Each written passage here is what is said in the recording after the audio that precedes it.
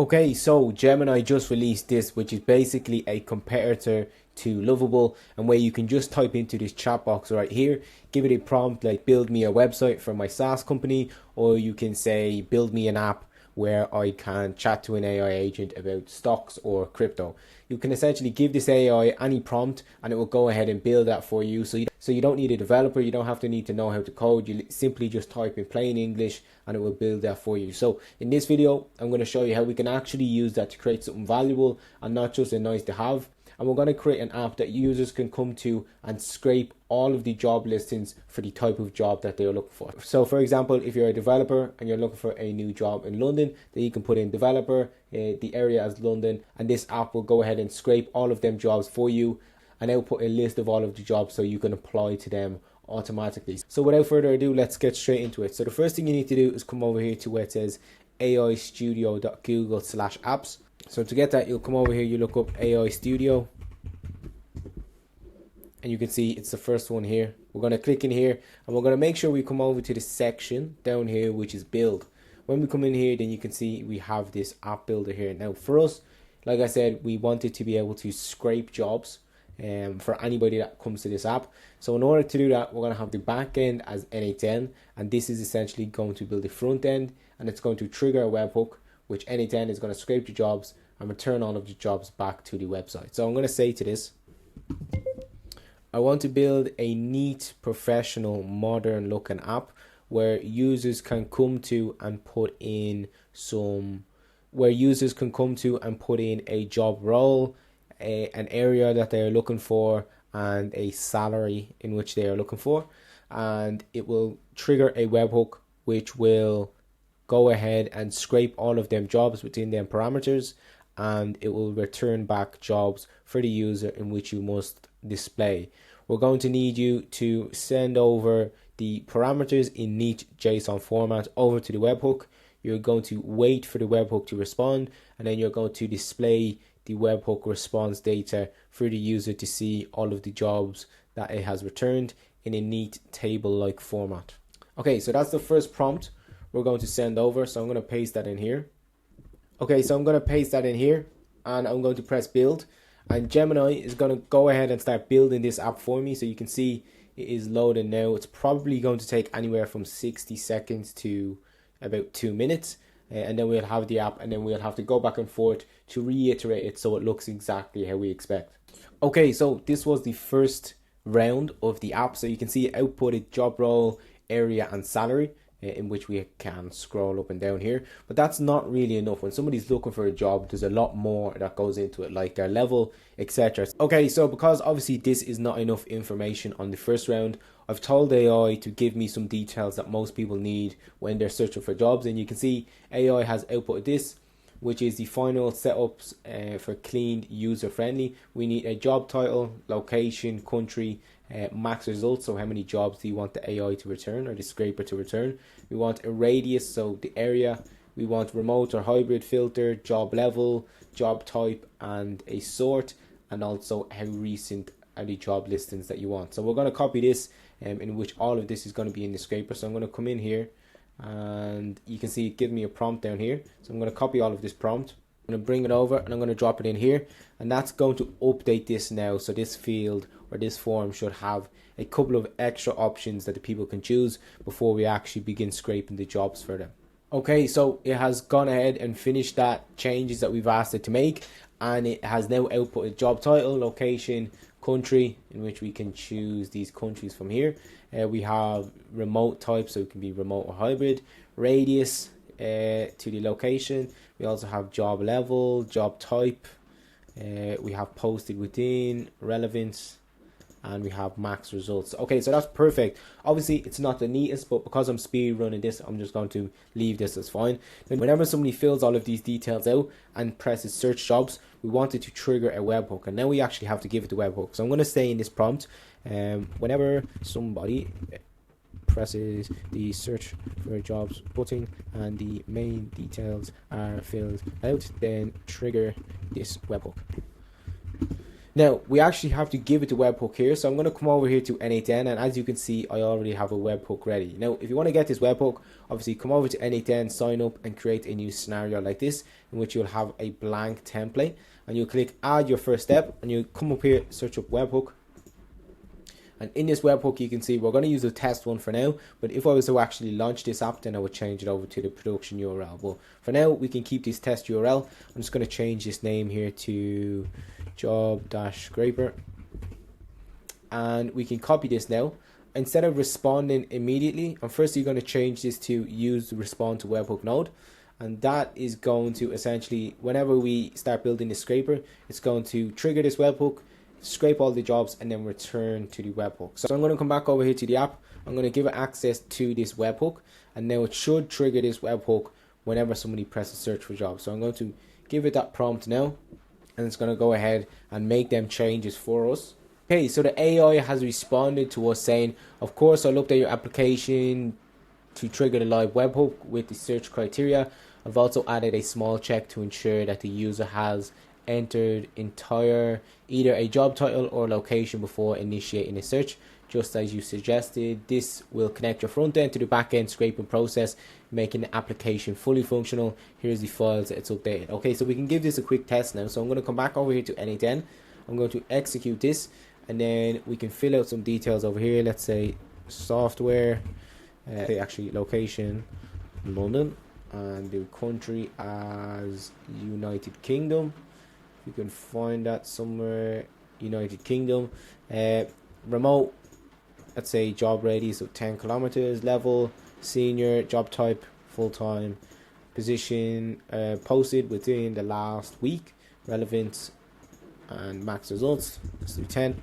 And we press search here, and it has now triggered the webhook. Failed to fetch jobs. The webhook might be unavailable. Please try again later. But if we come over here, it has not actually triggered the webhook. So we have an issue here. And as you can see, because we triggered this and it failed to fetch the jobs, the AI or Gemini has detected that, and it has 3 errors when running this code. And we can just press auto fix, and you can see fix the following errors where the webhook response, the webhook is not registered for post request. So that's actually our problem. So I'm going to come in here, and I'm going to change this to post, and it should work now. So if I execute this and I come back over here, we can actually stop this because it wasn't the AI's problem, it was our problem. And if I now again come back over here, make sure this is on post. So as you can see over here, we have this set to post, so it's going to receive data. I'm going to listen for the webhook one more time, and we can search these jobs now.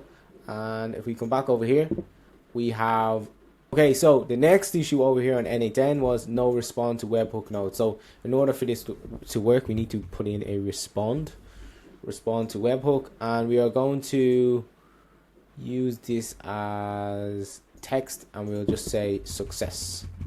So this is going to respond back to the webhook or respond back to the app that we've built, and it's going to stay success now. So if I run this again for the last time and we press search jobs, and we can come back over here, and it has ran that, and as you can see in here, we have all of the details that it output. So we can close that, and now we have the person's details. So the job that they're looking for, which is software, location, London, country, etc. So we have all of their details here, and now we can use that in the scraper. So the next thing we need to do, we need to come over here, and we need to look up an Apify scraper. And on Apify, we are going to press run an actor and get a data set. Now before we configure this, I'm going to come over here to Apify, and over here on the Apify store, so you'll come over here to apify.com, you log in and come over here to the console or the store, and this is basically just a massive store full of scrapers. So you can see down here on the home page, we have a Google Maps scraper, we have a website scraper, we have a TikTok scraper. It's just a massive basically shop for scrapers. And for us, we're looking for a job scraper, so I'm going to come up here and I'm going to look up job scraper, and we have a job scraper here. Now the pricing model we want to use is pay per result, as it tends to be the cheapest, and these look fine, so I'm going to use this one here. Now I've selected this scraper because I've built the Gemini app around this. So you can see here we have job title, location, country, remote, radius, job level, and if we come over here to the scraper, you can see we have the same thing, which is country, the job type, location, max rows, radius, remote. So I've kind of built the Gemini app around this and make it easier. But we're going to use this scraper, and whenever we put in details in here, it's going to go ahead and scrape for us. Now, to use this scraper, firstly, I need to come down here to where it says JSON. And over here in the JSON, we are going to first fill out these details. So let's say job, roles, let's say remote, senior level, relevance, full-time, last 3 days, and we can get rid of this because we are not using that. So we can come up here after we've filled kind of all of these mock details in. We can come up here to where it says JSON, and I can copy this JSON, bring it back over to N8N. Now we can look up that Apify scraper. So the scraper name is Indeed Jobs PPOR scraper. I'm going to come over here to N8N, and I'm going to choose run an actor and get a data set, and that's essentially going to run the scraper and get all of the results, so the jobs that it has returned.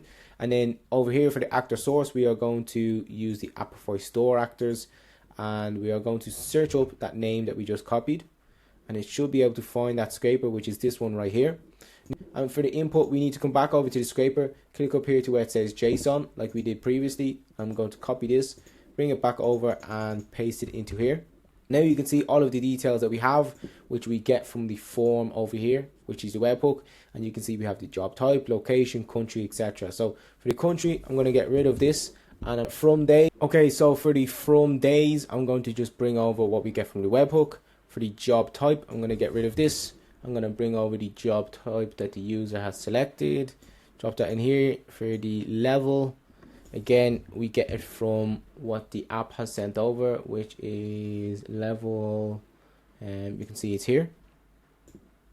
Now the location, I am going to put in the location from here. And for the max rows, I am going to put in, so basically just fill in all of the details from over here. So max rows, query, which is up here, radius, which is over here, and the remote work, we can put in this right here. And the sort type, we can get rid of this, and we can put in this right here, and we can get rid of all of this. So we can get rid of that, and now this actor is ready to run. So I can press save on this, and whenever this actor outputs all of the data, I'm going to come over here, I'm going to find that respond to webhook again.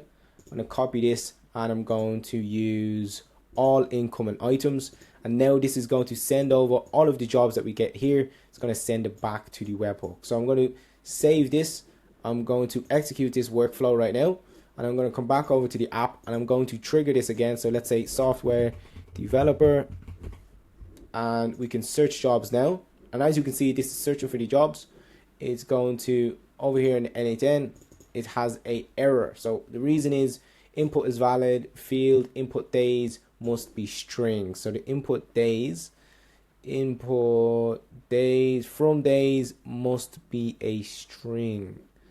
Okay, so from days, which is the from days, which is this one here, must be a string. So I'm going to come over here to the from days, and I'm going to do this, put it in 2 brackets, and that's going to turn it from a number to a string. So we can get rid of these brackets, put it into apostrophes like this, and now it should work. So if we execute this again, come back over to the app and press search jobs, you can see now it's working. So we just had to put them in 2 speech marks for the from days, because it was initially going into the JSON as numbers. Don't worry about the code part of it now, but to quickly explain what happened there, it was going into the JSON. So to this Apify actor, we were sending over the JSON as a number, and the from days has to be a string, which basically means text. And to make something look like text, you have to put it in 2 speech marks. So that's how Apify is accepting it now. And then Apify returned back the 10 jobs. And if we come back over here to the app, we have an error. I think I know what the error is. The reason the app is having an error is because we can look at the output from this app. We can come over here we can see this is the output in which it scraped a bunch of jobs. I'm going to come up here to the JSON and I'm going to copy all of this, and I'm going to come over to the app and I'm going to say you should expect a response back from the webhook like this demo response. And I'm going to give it this. I'm going to send that off as a prompt. Now it knows what type of JSON it should expect. Realistically, the output from this could have been anything, and the app has no idea what output to expect. So what we've done there is we've just kind of given it a template output. So this one right here, in which the Apify really output, and we've pasted it in here, and now the app is going to know, okay, this is the type of outputs that I should expect, and it's going to use that for future reference. Okay, so now that we've given it the example response, it has returned back a message saying, of course, I see the webhook is now returning a more detailed and structured response for job listings. I've updated the application to correctly parse the new data. So now it knows exactly what to expect back from the webhook response.